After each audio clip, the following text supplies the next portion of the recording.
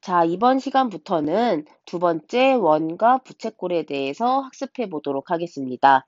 자, 먼저 첫 번째로 부채꼴이란 무엇일까? 자, 원과 부채꼴에 대해서 살펴보도록 할 건데요. 먼저 원과 부채꼴에 관련된 용어를 먼저 알아보도록 할게요. 자, 첫 번째로 평면 위에 한 점 O가 있을 때 이 한 점 O에서 일정한 거리에 있는 점들, 이 점들로 이루어진 도형을 우리가 원이라고 합니다.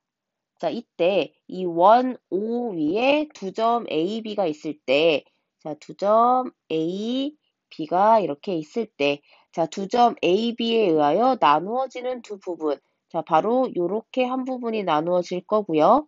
이렇게 한 부분, 그 다음에 또 길게 한 부분, 반대쪽으로 이렇게 한 부분, 두 부분으로 나뉘어질 수 있겠죠. 이렇게 나누어지는 두 부분을 호 A, B라고 합니다. 자, 그러면 우리가 기호를 사용해서 나타내 줄 수 있는데요. 자, 이렇게 파란색으로 나타낼 수 있는 부분, 이 파란 부분을 우리가 지붕 모양을 해주고 A, B라고 표현할 수 있는데요. 자, 이렇게 호 A, B라고 하는 거는 이렇게 초록색으로 나타낸 부분도 호 A, B가 되겠죠. 자, 그러면 혼란이 있을 수도 있기 때문에 우리가 이렇게 길게 나타내주는 부분 사이에 점 하나를 더 찍어줍니다. 점 C를 하나 더 찍어주고 지붕을 똑같이 만들어준 다음에 A 그 사이에 C를 하나 넣어주고 B 이렇게 해서 기호로 나타내 줄 수 있습니다. 그래서 우리가 호 AB와 호 ACB를 구분할 수 있습니다. 자, 그 다음으로 한 원 위에 두 점. 자, 두 점을 먼저 찍어보면, 자, 이 두 점, A와 B가 있다고 했을 때, 이 두 점을 이은 선분은 이렇게 A와 B를 일직선으로 연결해 주는 것이겠죠. 선분을 우리가 현 AB라고 합니다. 현 AB. 자, 그랬을 때, 원의 중심 O가 되겠죠? 이 원의 중심을 지나는 현 AC, 지금 원의 중심을 지나면서 현 AC를 지나는 여기가 C가 되겠죠? 현 AC를 우리가 지름이라고 합니다. 지름, 원의 지름. 자, 그 다음에 한 원 위에 두 점. 자, 두 점을 C가 있으니까 D를 하나 더 잡아보도록 할게요. 한 원 위에 두 점, C, D가 있을 때 이 두 점을 지나는 직선은 우리가 양 끝으로 끊임없이 뻗어나가는 선이었죠. 그렇기 때문에 직선은 이렇게 나타내 줄 수 있겠죠. 직선은 끊임없이 나가는 선이라는 의미였죠. 그래서 우리가 이 직선을 할선이라고 합니다. 지금 보면은 현과 할선의 차이를 구분하셔야 합니다. 현은 선분을 나타내는 거고 할선은 직선을 나타내는 거다. 자, 동일하게 두 점을 지나지만 두 점과 관련되어 있지만 현은 선분이고 할선은 직선이다. 그리고 지름은 원의 중심을 지나는 현이다. 라고 우리가 의미를 정확하게 이해하셔야 합니다. 자, 그 다음에 원 5에서 호 AB를 먼저 표시해 볼게요. 자, 호 AB가 이렇게 있을 때 호 AB는 이렇게 만들어진 거였다. 호 AB와 두 반지름 OA, 반지름 OA는 O와 A를 연결한 선분이 될 거고, 그 다음에 반지름 OB는 이렇게 되겠죠. 두 반지름으로 이루어진 도형을 우리가 부채꼴이라고 합니다. 부채꼴. 자, 부채 모양처럼 생겼죠? 그래서 부채꼴이라고 합니다. 자, 그 다음에 부채꼴 AOB가 만들어졌을 때, 우리가 부채꼴을 말할 때는 꼭지점 3개를 전부 얘기해 주는 겁니다. AOB에서 각 AOB 순서대로 얘기하면 AOB가 되니까 이 각을 얘기하는 게 되겠죠. 자, 이 각은 바로 중심각이라고 합니다. 그래서 이렇게 나타낼 수 있어요. 중심각을. 자, 그 다음에 원 5에서 호 CD와 CD를 먼저 잡아보도록 할게요. 자, C와 D가 있을 때 두 점, 호 CD는 이렇게 되겠죠? 호 CD는 얘가 될 거고, 그 다음에 현 CD는 우리가 현은 선분이었다. 두 점을 지나는. 그래서 현 CD는 이렇게 나타낼 수 있겠죠? 요 현 CD와 호 CD로 이루어지는 도형을 우리가 활골이라고 했다. 그래서 도형을 나타내는 거기 때문에 요 도형, 이렇게 생긴 도형을 활골이라고 했고, 이렇게 부채 모양으로 생긴 도형을 부채꼴이라고 한다. 그래서 구분하셔야 합니다. 자, 그러면 두 번째로 부채꼴의 중심각과 호, 넓이 사이에는 어떤 관계가 있을지에 대해서 살펴보도록 할게요. 자, 먼저 첫 번째 우리가 활동을 해보도록 할 건데요. 지금 여러분들이 원을 가지고 있지 않기 때문에 머릿속으로 떠올리면서 알아보도록 할게요. 지금 첫 번째 그림에서처럼 원이 주어져 있을 때, 첫 번째 그림에서처럼 원이 주어져 있을 때 반으로 접는다고 생각을 해보도록 할게요. 원을 반으로 접어준다. 자, 그 다음에 또 반으로 접힌 원을 또 반으로 접어주세요. 자, 우리 피자라고 생각해도 좋을 것 같아요. 피자를 반 접고, 반 자르고, 그 다음에 또 반 자른다고 생각을 한 다음에 마지막으로 한 번 더 잘라주도록 할게요. 자, 그러면 만들어지는 도형이 이런 식으로 만들어지는 거 확인할 수 있겠죠? 지금 이렇게 구분되어질 수 있다. 지금 한 번 반 자르고, 그 다음에 또 자르고, 그 다음에 마지막으로 또 자르고 나서 펼치게 되면 이렇게 8등분이 만들어지게 되는 것을 확인할 수 있습니다. 자, 그럼 우리가 처음에 전체 중심각, 우리가 원의 전체 중심각은 360도라는 것을 알고 있어요. 자, 중심각이 360도일 때, 자, 호라고 하는 거는 전체를 나타내는 거겠죠? 호라고 하는 것은. 자, 그 다음에 넓이는 S라고 우리가 표현할 수 있고, 호를 L이라고 표현할게요. 자, 요거는 소문자 L입니다, 영어. 얘는 소문자 L, 소문자 L을 나타내는 겁니다. 그랬을 때, 우리가 그러면 180도일 때 호의 길이가 어떻게 되는지 살펴보도록 할게요. 자, 180도라고 하는 것은 이렇게 반을 의미하는 거겠죠? 반을 나타내는 중심각이 반일 때, 요만큼일 때 호의 길이는 우리가 360도에서 절반이 되겠죠. 그렇기 때문에 L에서 나누기 2를 해준 것과 같다. 자, 그러면 넓이도 마찬가지로 우리가 지금 180도일 때는 360도인 거에 절반이 되겠죠. 그래서 얘도 마찬가지로 2로 나누어 준 것과 같다. 자, 그 다음에 90도를 보도록 할게요. 자, 90도는 이 180도를 한 번 더 접어준 게 된다. 그래서 이만큼, 즉 직각이라고 표현할 수 있겠죠. 90도니까.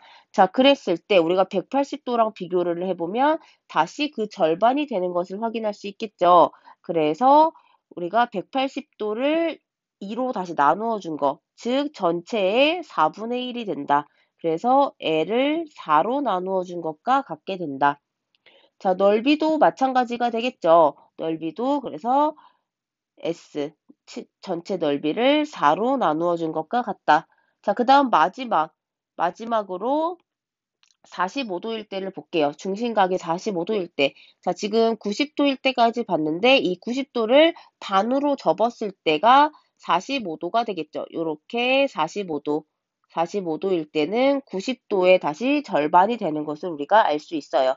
자, 그러면 4분의 L을 2로 다시 나누어 준 게 되겠죠. 그래서 전체를 8등분으로 나눈 것과 똑같다. 그래서 호의 길이는 8분의 L이 될 거고, 넓이도 마찬가지로 넓이 S, 전체 넓이 S를 8로 나누어 준 것과 같다. 그래서 우리가 중심각을 이 그림을 통해서도 자기가 머릿속으로 원을 접었을 때 8등분이 되는 것을 생각하면서 호의 길이와 넓이를 충분히 구할 수 있습니다. 자, 그러면 정리해 보도록 할게요. 부채꼴의 중심각의 크기, 우리가 지금 중심각의 크기가 360도, 180도, 90도, 45도로 바뀔 때마다 호의 길이와 넓이가 어떻게 되는지 살펴봤어요. 그 관계를 정리해 보도록 할게요. 자, 이 관계를. 자, 첫 번째 보도록 할게요. 자, 첫 번째. 자, 한 원에서 중심각의 크기가 같을 때 우리 그림을 통해서 살펴볼게요. 지금 이 분홍색 부채꼴과 이 초록색 부채꼴의 중심각의 크기는 같습니다. 이렇게 같다고 표시가 되어 있죠. 같을 때 이 두 부채꼴의 중심각이 같을 때 요 호의 길이, 얘가 호의 길이가 되겠죠. 요 호의 길이도 마찬가지로 같다. 우리가 피자 조각을 생각해 보세요. 피자 조각의 요 둘레, 우리 빵 조각 부분 있죠? 요 부분은 길이가 같은 것을 알 수 있어요. 또 마찬가지로 넓이도 우리 피자 조각 한 조각, 두 조각 다 각각 넓이가 같죠. 그래서 우리가 양이 똑같은 것을 확인할 수 있어요. 그래서 요 넓이도 같은 것을 우리가 직관적으로 이해할 수 있습니다. 자, 두 번째 관계를 보도록 할게요. 자, 두 번째는 한 원에서 부채꼴의 호의 길이와 넓이가 각각 있을 때, 이렇게 호의 길이와 넓이가 각각 주어져 있을 때, 이 호의 길이와 넓이는 중심각의 크기에 정비례한다라는 것입니다. 자, 정비례한다라는 것은, 자, 중심각의 크기가 두 배가 되면 호의 길이도 두 배가 된다라는 의미인데요. 한번 그림을 통해서 볼게요. 자, 부채꼴의 중심각의 크기가 여기는 하나 있을 때 여기에서 곱하기 2를 해주면, 즉 두 배를 해주면 이렇게 초록색까지 되겠죠. 요 부채꼴로 바뀌겠죠. 그랬을 때 호의 길이도 요 한 칸에서 여기까지 있었다가 한 칸에서 두 칸으로 되면서 두 배가 되는 것을 확인할 수 있고, 넓이도 마찬가지로 지금 이 분홍색 부채꼴만 주어져 있다가 두 배가 되면, 중심각이 두 배가 되면 초록색 부채꼴까지 넓혀지게 되면서 넓이도 두 배가 되는 것을 확인할 수 있다. 우리가 이것도 직관적으로 쉽게 이해할 수 있어요. 자, 그래서 중심각의 크기가 두 배, 세 배, 네 배로 늘어남에 따라서 호의 길이와 넓이도 두 배, 세 배, 네 배로 늘어간다라는 것을 알 수 있어요. 그 정의가 바로 정비례였죠. x의 값이 두 배, 세 배, 네 배로 늘어남에 따라서 y의 값도 두 배, 세 배, 네 배로 늘어나는 관계를 우리가 정비례라고 했다. 자, 그 다음에 부채꼴의 중심각의 크기와 이번에는 현의 길이의 관계를 살펴보도록 할게요. 우리가 지금 앞에서는 호의 길이와 넓이와의 관계를 봤는데 이번에는 중심각의 크기와 현의 길이의 관계를 보도록 할게요. 자, 현은 두 점을 잇는 선분이었다. 지금 이 그림에서 살펴보면 현 AB라던가 현 CD가 바로 현이었다. 자, 그러면 첫 번째 관계부터 보도록 할게요. 자, 첫 번째 관계는 한 원에서 중심각의 크기가 같으면, 아까 중심각의 크기가 같으면 호의 길이와 넓이는 같았는데, 자, 마찬가지로 현의 길이도 같다라는 것을 우리가 알 수 있어요. 중심각의 크기가 같으면 현의 길이는 같다. 자, 우리가 이것도 그림에서 직관적으로 이해할 수 있겠죠. 지금 부채꼴 AOB가 있을 때, 부채꼴 AOB가 있을 때 이 중심각의 크기와 부채꼴 COD의 중심각의 크기가 같은 것을 우리가 알 수 있어요. 여기 지금 같다라고 표시되어 있죠. 같은 걸로 색칠되어 있죠. 그래서 중심각의 크기가 같을 때 현 AB, 우리가 선분으로 표시할게요. 현 AB와 현 CD의 길이는 같다라고 우리가 얘기할 수 있습니다. 자, 중심각의 크기도 표현할 수 있겠죠. 수학적 기호로. 각 AOB와 각 COD가 같으면 현의 길이 선분 AB와 선분 CD가 같다. 자, 그 다음에 다음 관계를 한번 보도록 할게요. 자, 길이가 같은 두 현이라고 하는 것은 여기에서 선분 AB와 선분 CD가 같다라는 의미가 되겠죠. 같을 때, 자, 중심각의 크기가 같다. 지금 우리 이 첫 번째 관계의 반대 의미가 되겠죠. 중심각의 크기가 같으면 현의 길이가 같다. 반대로 길이가 같은 두 현이 있을 때, 현의 길이가 같을 때 중심각의 크기가 같다. 그래서 우리가 이 반대 개념도 가능하다라는 겁니다. 자, 이렇게 반대되는 개념은 우리가 평행선의 성질에서도 알아봤었어요. 두 직선이 평행하면 동의각과 억각의 크기는 같다.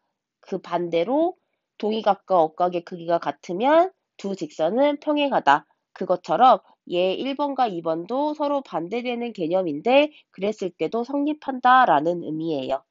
그래서 각이 같으면 현이 같고 현이 같으면 각이 같다. 두 관계 모두 성립한다. 라는 겁니다.